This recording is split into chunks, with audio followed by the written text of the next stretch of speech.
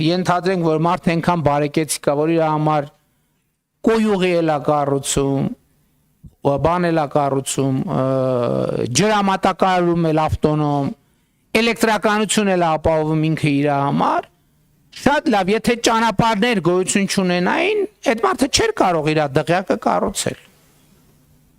Շատ լավ, ենթադրենք, եթե քարավաններով էր ուզում բերի շինանյութը, այդ բարեկեցիկ մարդը,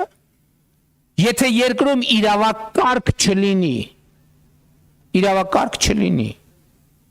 այդ քարավանները 5 րոպեում հենց կթալանեն, որ մեծ տորը կմնա ուխտի ականջը քարավան, եթե իհարկե քարավանը ուխտից է, եթե ձիերից եւ ջորիներից է, կմնա ձիերի եւ ջորիների ականջը մեծ կտորը։ Ուրիշ բան, այդ քաղաքացին կարող է ապրել բարեկեցիկ, եթե իր դղյակին հասանելի տրամաբանական մոտակայքում առողջապահական ծառայություն չլինի, որ այդ քաղաքացին իր չնաշխարհիկ դղյակը կառուցելիս կամ զբոսնելիս ընկավ ոտը ջարդեց,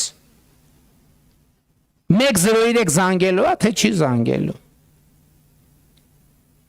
Իսկ եթե պարզվի, որ հեռախոս չկա, որ զանգելու է, իսկ եթե պարզվի, որ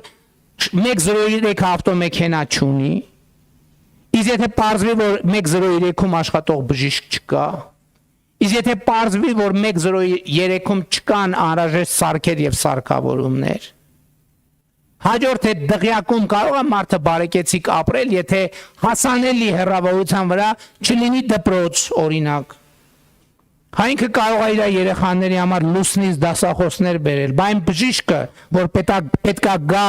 իր ոտը բուժելու, ինքը որտեղ պիտի սովորեր